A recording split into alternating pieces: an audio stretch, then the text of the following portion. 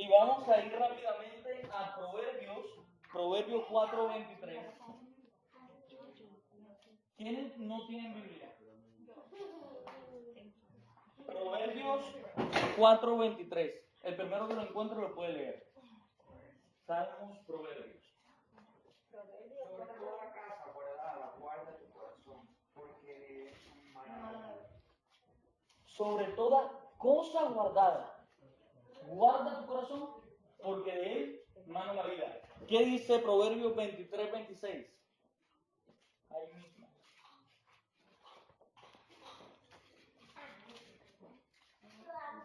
Proverbios 23:26.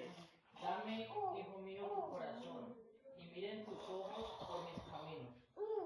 Ok, encontramos dos versículos que tienen en común ¿qué cosa? El corazón. En uno dice, guarda tu corazón, porque del corazón sale ¿qué? La vida. Y el otro dice, hijo mío, dame tu corazón. ¿Por qué? ¿O para qué? Léelo otra vez. Dame, hijo mío, tu corazón, y miren tus ojos por mis caminos. Hay una consecuencia al entregarle el corazón a Dios. Y en el primer verso vemos una acción propia, ¿sí? Entonces se puede decir que Dios me manda a mí a guardar mi corazón y me sugiere a quién se lo tengo que entregar, que es Él. Pero ¿qué es el corazón? En el hebreo, corazón viene de la raíz hebrea lev. Y miren el significado del corazón. Sentimiento, voluntad, pensamiento, entendimiento. O sea que se está refiriendo a qué? A la mente. Cuando la Biblia, en su mayoría de veces, habla de corazón, se refiere a la mente. En la mente está la voluntad, están las emociones, están los sentimientos, está la decisión en mi mente. Y vamos a preguntar. Quiero que me respondan así, no es un... Quiero que se metan en esto, porque es interesante lo que vamos a hablar. ¿Cuál es la meta de todo creyente? ¿Cuál es tu meta? Como creyente.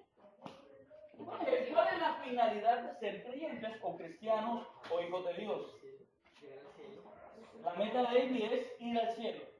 ¿Quién tiene otra meta? ¿O cuál es la meta de un creyente? Rescatar a los perdidos. Llegar al propósito. Llegar al propósito. ¿Qué más? Amar a Dios como Él nos ama. Amar a Dios como Él nos ama a nosotros. ¿Qué más? Ser aún más transformado. Ser aún más transformado. Todo lo que ustedes han dicho es así. Pero existe una meta superior o en común que debemos tener todos creyentes y se encuentra en Efesios 4:13. Vamos a ir rápidamente a Efesios 4:13.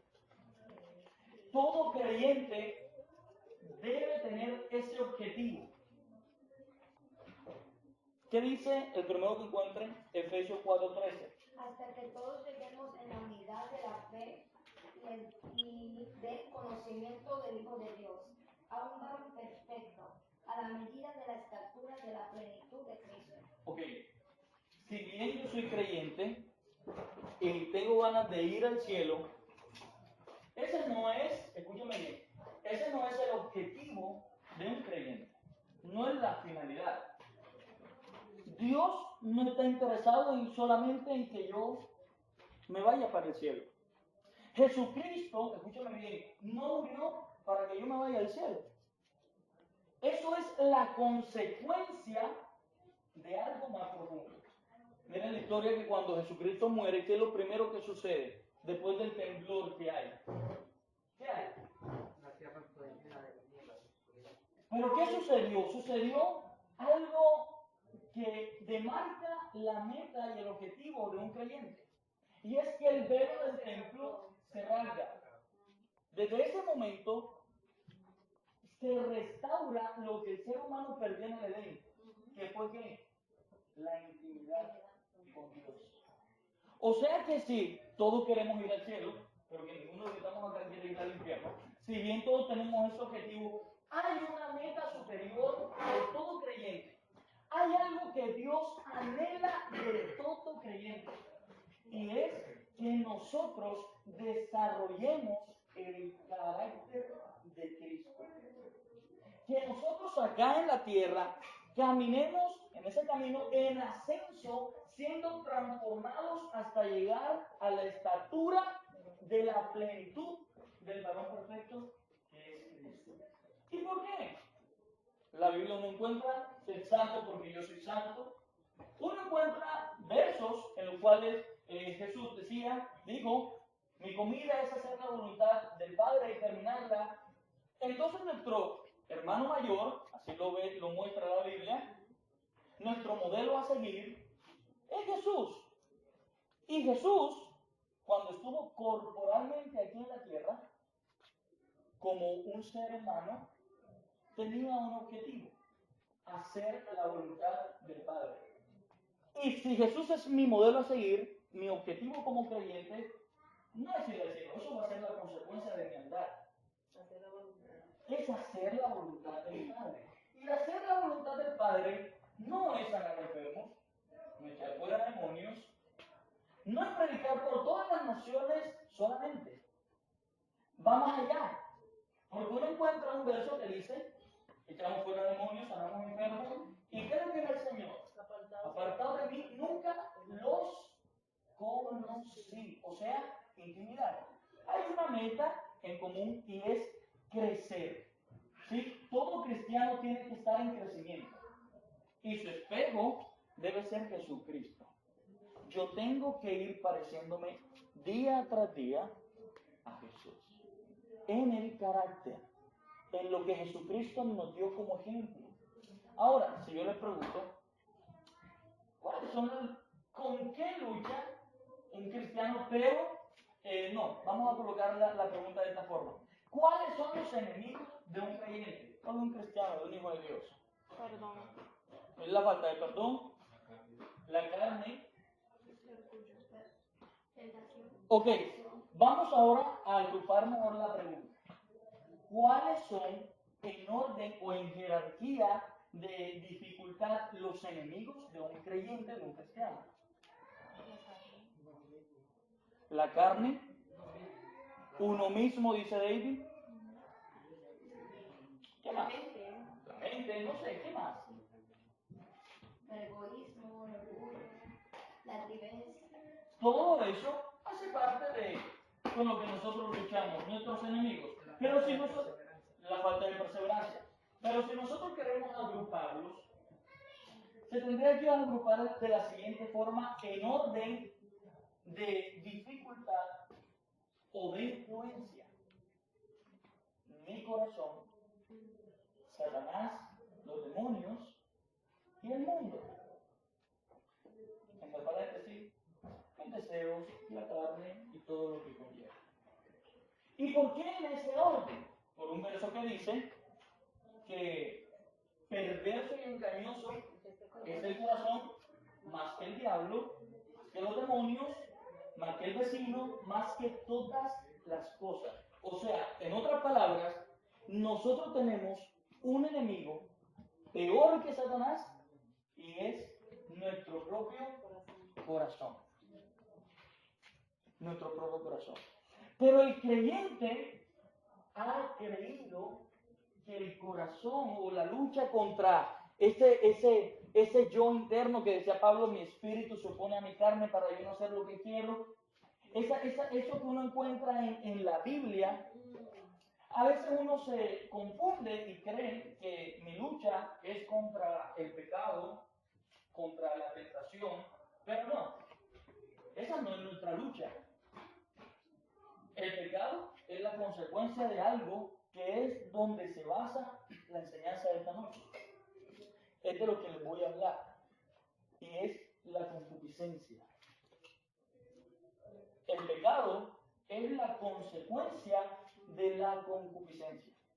Y la concupiscencia la tenemos absolutamente todos. ¿Por qué? Porque la Biblia dice que nosotros tenemos una naturaleza pecaminosa.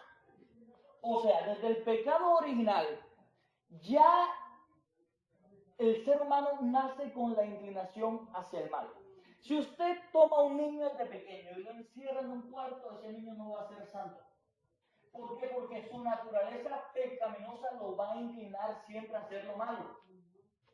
Cuando usted le dice, tiene la casa sola, y usted es joven, usted no piensa en que voy a hacer una célula, no, usted está pensando en lo malo. Sí. Chico, chica, de vida. La naturaleza del ser humano siempre piensa en lo malo. Te dan un cuaderno para estudiar y sale el profesor y tú no te pones a estudiar, sino que arrancas las hojas y haces bolitas y tira papel. El ser humano siempre está inclinado hacia el mal, porque es esa cápsula que encierra el ser humano que se llama nuestra naturaleza pecaminosa, que es con lo que luchamos todos los días. Esa naturaleza pecaminosa tiene una base y es la concupiscencia. La definición de concupiscencia es simple, es deseo, es lujuria. No es solamente inclinado hacia el ámbito sexual, es hacia todas las esferas. Miren lo que dice Marcos 7:15. ¿Qué dice?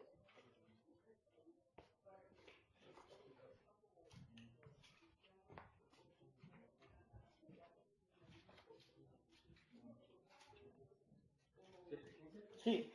Nada de lo que viene de afuera puede contaminar a una persona. Más bien, lo que sale de la persona es lo que la contamina. Ok. En otra versión dice, Nada hay fuera del hombre que entre en él, que le pueda contaminar, pero lo que sale de él, eso es lo que lo contamina. Eso es lo que contamina al hombre. miremos un contexto, está hablando Jesús. El mismo Jesús está diciendo algo. No existe absolutamente nada de afuera que pueda contaminar al hombre. Lo que contamina al hombre no es lo que entra, sino lo que sale del hombre. Ahora vamos a mirar el contexto. Vamos a leer todos esos versículos hasta el 15 para entender a qué se está refiriendo Jesús. El que lo tenga, por favor, léalo. En el capítulo 7. Sí, 7, desde el 1 hasta el 15. ¿Qué dice? Ok, dice, preguntaron a Jesús los fariseos y algunos de los escribas que habían venido a Jerusalén, los cuales viendo a algunos de los discípulos de Jesús comer pan con sus manos inmundas, esto es, no lavadas, los condenaban.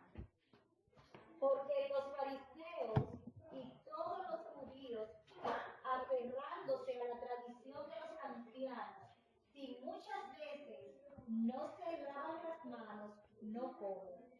Y volviendo de la plaza, si no se lavan la mano, no comen. Y otras muchas cosas hay que tomaron para guardar, como los lavamientos de los vasos de beber y los jarros, y de los utensilios de metal, y de los lechos. Le preguntaron, pues los fariseos y los escribas, ¿por qué tus discípulos no andan conforme a la tradición de los ancianos, sino que comen pan con manos inmundas? Respondiendo él, les dijo, hipócritas, bien profetizó de vosotros Isaías, como está escrito, este pueblo de labios me honra, mas su corazón está lejos de mí, pues en vano me honran, enseñando como doctrina los mandamientos de hombres, porque dejando el mandamiento de Dios, os aferráis a la tradición de los hombres, los lavamientos de los jarros y de los vasos de beber, y hacéis otras cosas, otras muchas cosas semejantes. Vamos a darlo hasta ahí, hermano. Miren lo que dice Jesús. Cita un pasaje de Isaías y dice, este pueblo de labios me honra, pero su corazón está lejos de mí. Otra vez la palabra corazón. Otra vez Dios hablando del corazón. Su corazón está lejos de mí. Quiero que nos metamos en lo que Dios quiere hacer esta noche y entonces con este concepto de corazón bíblico, lo que significa corazón en la Biblia, ¿a qué se refiere Dios con que mi corazón está lejos de Él? Piense, no me diga nada. Piense, porque esto es algo personal. ¿A qué se refiere con que mi corazón está lejos de Él?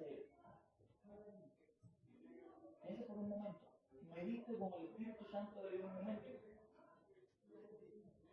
Ese es el contexto donde Jesús dice, absolutamente nada va a contaminar al hombre de lo que pueda estar afuera. Son las cosas de adentro lo que termina contaminando al hombre. Ahora, volvamos a Proverbios. Dame, hijo mío, tu corazón, porque de él mana la vida. La Biblia es el rompecabezas más hermoso que existe.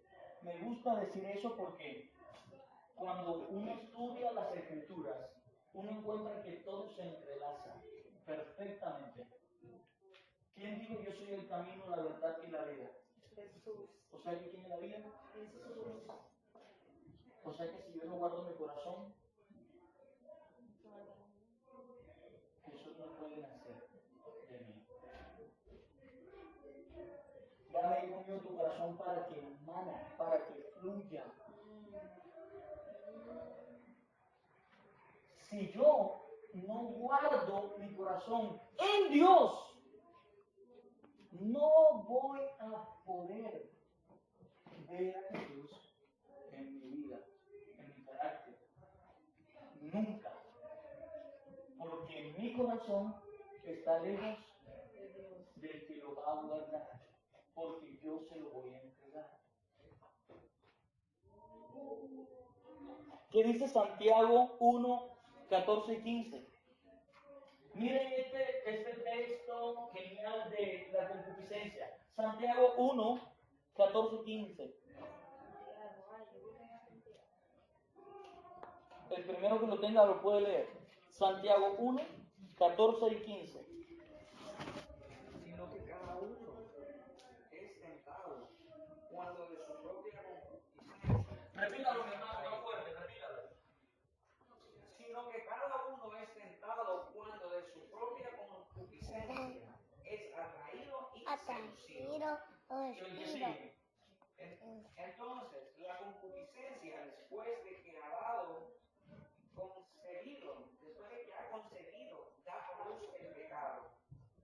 Y el pecado, siendo consumado, da a luz la muerte. Lo que les decía ahorita. El problema no es el pecado. Tu pecado es simplemente la consecuencia de lo que hay dentro de ti que te seduce.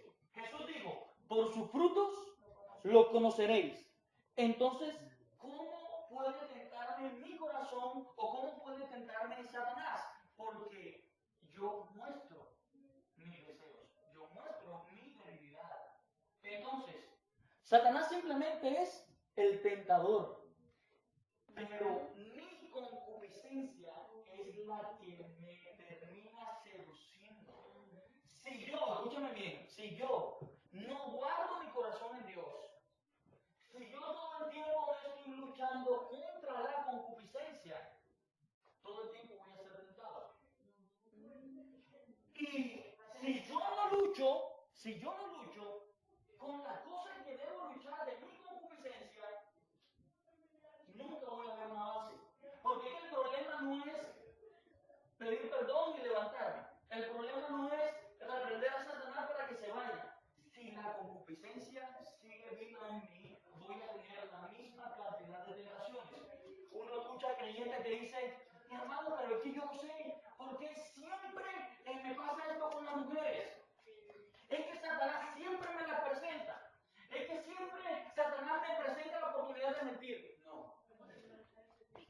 Tu concupiscencia provoca, escúchame bien, que eso suceda. Simplemente Satanás hace lo que hizo con Eva en el huerto. Mira qué linda es. ¿Quieres comer? Pero todo el rollo está en mi corazón. En mi corazón porque no he aprendido a guardarlo. Tremendo lo que dice Proverbio. Guarda, hijo mío, tu corazón para que la vida de Jesús fluya en ti.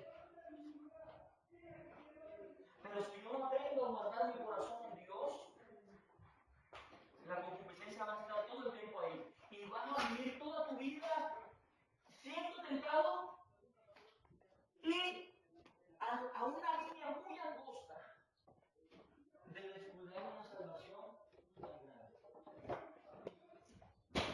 en una línea muy angosta de practicar el pecado. No de pecar, de practicarlo. ¿Por qué? Porque soy un creyente lleno de concupiscencia. Ay, pero que Satanás me tienta. No. Deben comenzar a aprender lo que hizo David en el Salmo 51 cuando pecan con Betsabé. Lea lo que dice el Salmo, ahora no, lo que dice el Salmo 51 en sus casas. David diciéndole a Dios que lave su corazón, que limpie su mente, que aleje su pecado y sus deseos, concupiscencia. David guardando su corazón. ¿Para qué? Para que no haya más tentaciones. Es tremendo porque, escúcheme bien, si usted es un cristiano que vive siendo tentado todo el tiempo, revise la concupiscencia en su corazón. Porque el cristiano que día a día está siendo transformado para llegar a la estatura, a la plenitud de varón perfecto, día a día es tentado en una forma menos fuerte. ¿Por qué? Porque su concupiscencia está desapareciendo. Si mi problema es sexual y yo comienzo a luchar contra mi concupiscencia, ¿por qué Jesús dice resistir al diablo y él huirá de vosotros? Mi hermana, porque Satanás va a hacer lo mismo que hizo con Jesús en el desierto. Va a tentar, pero si ve que tú no comes cuento, se va a ir. Pero si usted está llena de concupiscencia, va a comer todas las tentaciones, una tras una. Así que usted el texto completo.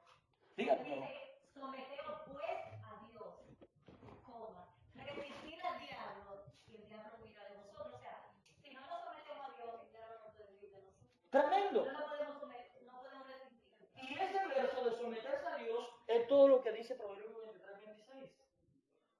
Dame hijo mío tu corazón. Porque yo cuando yo entrego mi corazón a Dios, ¿qué hago? Me someto a su voluntad. La Biblia es la carta de amor que se entrelaza de una forma perfecta. Yo voy a decir algo, mi hermano. No, que la concupiscencia es un pensamiento, todo lo que la mente maquina. Todo lo que la mente maquina es lo que te lleva a manifestar el pecado. Si hay pensamientos, vamos a decir, ¿cómo funciona la mente? Es a través de la vista. Todo lo que tú ves, todo lo que tú lees, películas, revistas, lo que sea, vas en el tren, ves un póster, tu mente empieza a maquinar. Entonces eso es lo que crea la concupiscencia, eso es lo que empieza a generar. Más que todo, el ser humano se distrae muy fácil. Y si en cierto momento estamos en silencio y vino ese pensamiento y le damos rienda suelta a ese pensamiento, es lo que produce el pecado. Vamos a hacer algo. Mi hermana, busque por favor Primera de Pedro 4:12 y mi hermano, colabórenme en buscar Primera de Tesalonicenses 4 y lee del 1 al 5. Y para allá voy, para lo que dice el hermano, porque a uno a veces como joven le predican y lo dejan a uno solo. Porque siempre me hice esa pregunta en muchas prédicas, pero pastor, dígame qué hago. Dígame cómo se mete eso en mí, cómo lo saco. Y es lo que nosotros necesitamos practicar. El primero de Pedro 4, del 1 al 2, pero primero vamos a leer Primera de Tesalonicenses 4, del 1 al 5. ¿Qué dice mi hermano? Por lo demás, hermanos, os rogamos y exhortamos en el Señor Jesús que de la manera que aprendisteis de nosotros, cómo conviene conduciros y agradar a Dios, así abundéis más y más, porque ya sabéis qué instrucciones os dimos por el Señor Jesús, pues la voluntad de Dios es vuestra santificación, que os apartéis de fornicación, que cada uno de vosotros sepa tener su propia esposa en santidad y honor. Está bien, mi hermano. ¿Qué es lo que me santifica a mí? La voluntad de Dios. En otra versión dice conocer a Dios. Es lo que me santifica.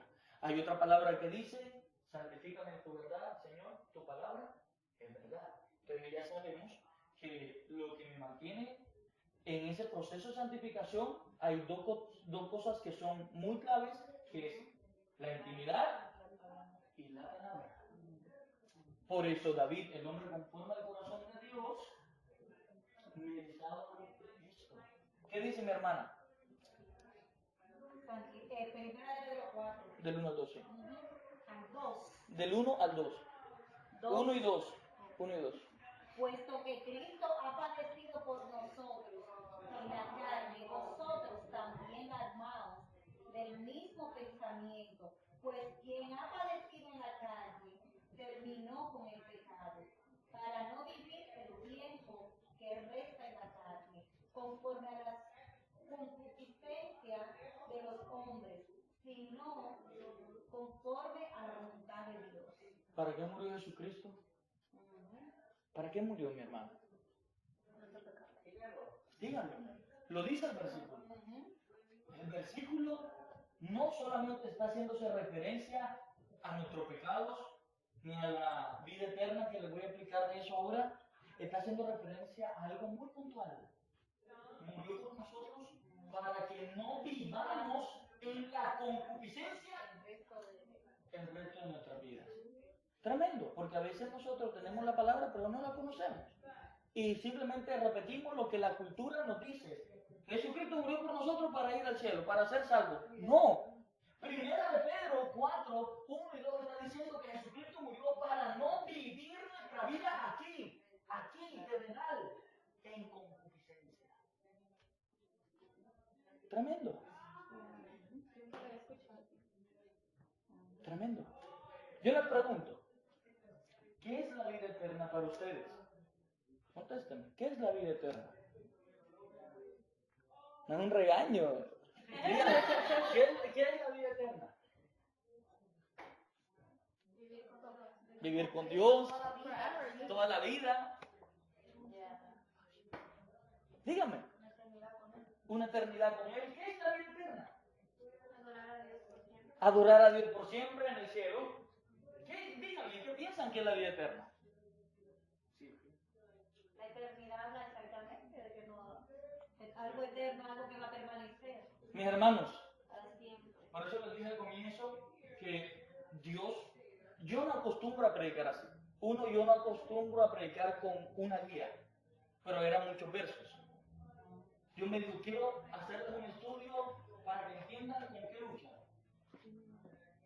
Mi hermano, quiero que vayamos al Evangelio según San Juan 17:3. Y ya vamos cerrando por el tiempo.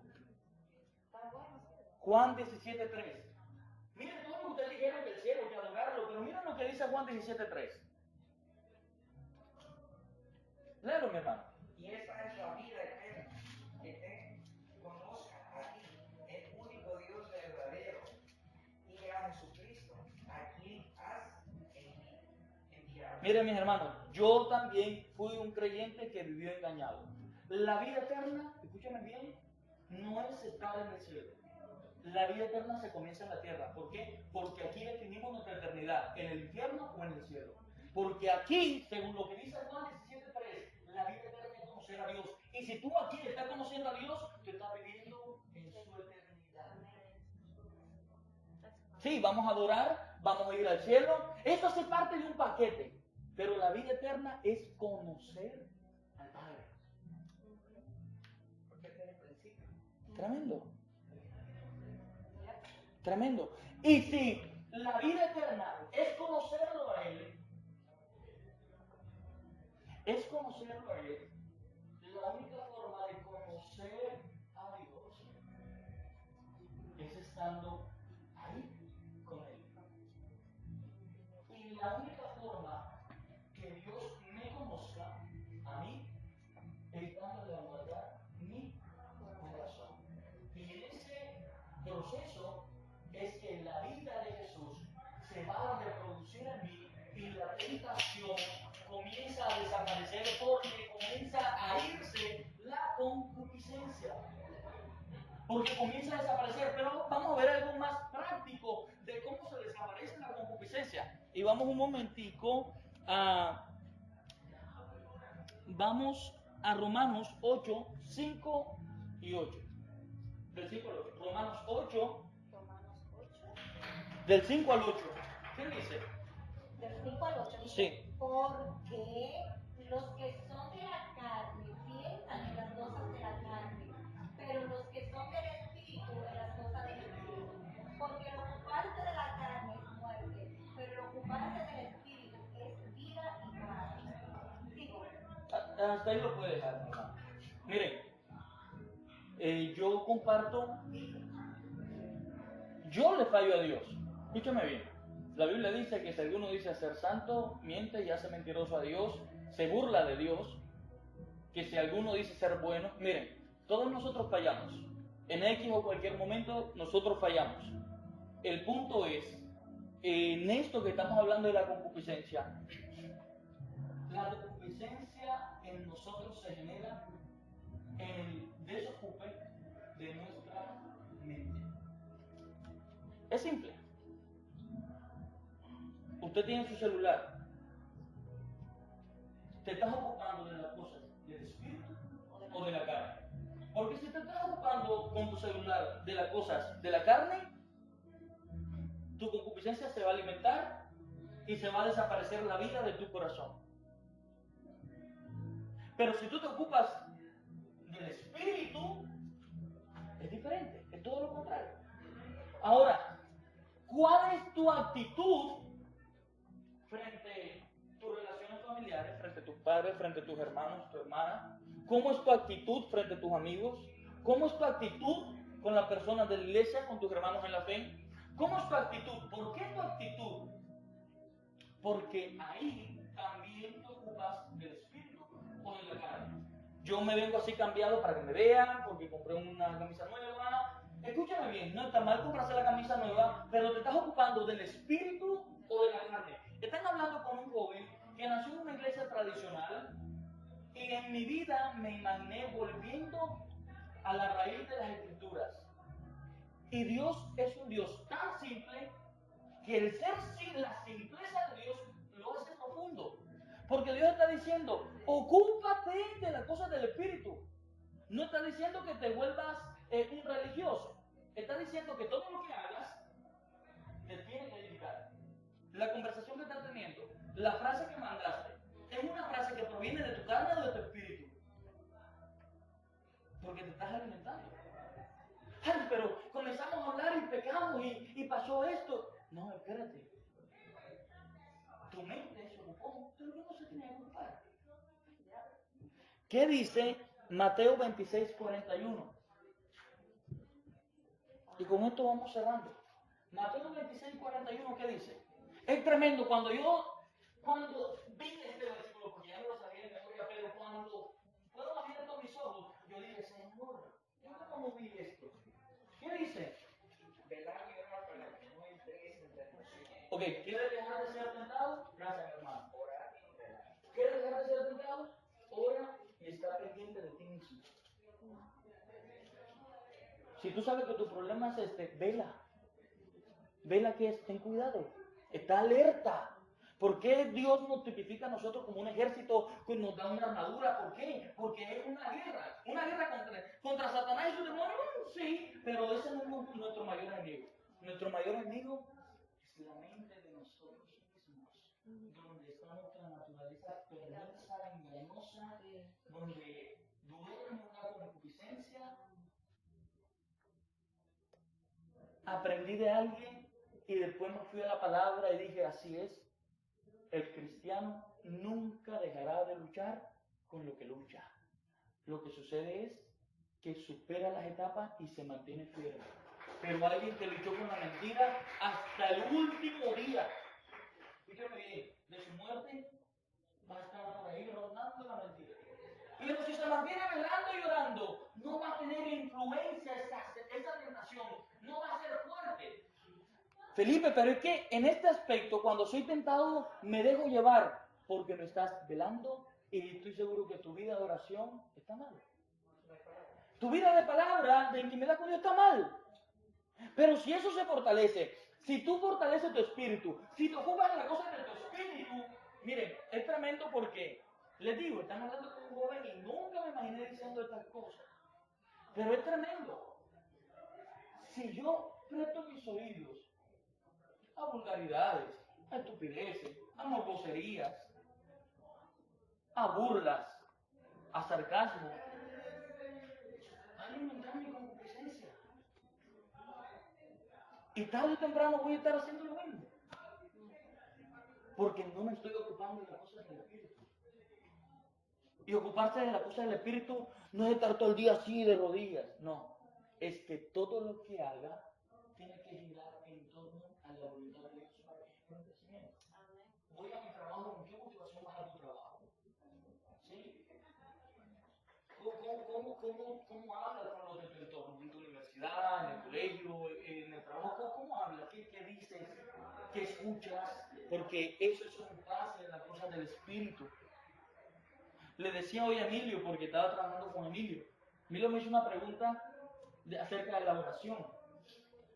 Y yo le dije, Emilio, el viernes pasado, que la hermana preguntó que cuánto oraban, yo no levanté mi mano, porque hace mucho tiempo atrás Dios rompió ese esquema en mí.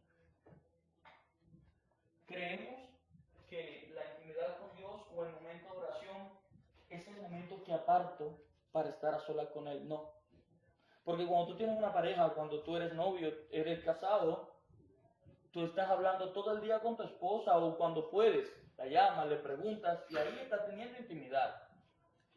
El momento de la noche o el momento donde salen a comer, donde te apartas, es eso, te apartas para estar a solas. Pero una cosa no tiene que ver con la otra. Usted puede estar todo el tiempo conectado con Dios. Le estaba diciendo a Emilio que los chicos del colegio a veces se sorprenden y me preguntan, son niños, me preguntan, Felipe, pero mira eso que Dios te habló, wow. Y ellos se imaginaban, porque yo les dije, que yo pasaba 31 20 horas de oración para que Dios me dijera algo o me abriera los ojos con algo de su palabra. Las mayores revelaciones que yo he visto, que Dios me ha mostrado de su palabra, que han saltado a mis ojos, les digo, fue bañándome. 5 minutos hablando con Dios. Ocupándome de las cosas del Espíritu. No de las cosas de mi carne. No las cosas que van a terminar matándome o haciéndome daño. Entonces yo tengo que evaluar y replantear todo lo que me rodea. ¿Qué me está alimentando a mí? ¿Cómo son las conversaciones que tengo? Ay, porque es que estoy luchando con el hurto, con robar. Y Dios siempre me tienta Satanás. Siempre me dan eso de papaya y caigo. La única forma de que desarrolles el carácter recreto de ti es por medio de las circunstancias. Las circunstancias nunca van a desaparecer de ti. Pero si tú no fortaleces tu espíritu, sino tu carne, vas a ceder en todas las tentaciones. Que el tentador te coloque, te muestre. Porque recuerda que lo que te tenta a ti es de lo cual eres seducido por tu propia concupiscencia. No hay otra. Tengo problemas con la mentira porque la mentira está tan arraigada dentro de mí que en cualquier momento veo la oportunidad de mentir. Es eso. Ay, ahora, ¿y cómo cambio todo eso? Simple. Tengo que velar y orar. Sí, porque es que la vida eterna no es ir al cielo. Y muchos, miren, ese versículo me da pavor. Me hace tener temor de Dios ese versículo. Muchos llegarán ese día. Señor, Señor. ¿Quiénes son los que dicen así? ¿Los del mundo? No. Nosotros somos los que oramos así, Señor, Señor, Señor. Los del mundo son los que están fuera de demonios. Son los que están enfermos. Somos nosotros. Y dice, muchos llegarán ese día. Señor, Señor, en tu nombre hicimos esto, aquello. Y Dios le dirá, yo nunca los conocí. Aclárense de verdad, hacedores de maldad. Tremendo, tremendo. El lloro y el crujir de dientes que habla la Biblia no va a ser para los mundanos, va a ser para el creyente que estaba convencido de entrar al cielo. El lloro y el crujir de dientes va a ser para el creyente que estaba convencido que estaba caminando por donde tenía que caminar. No para el mundano.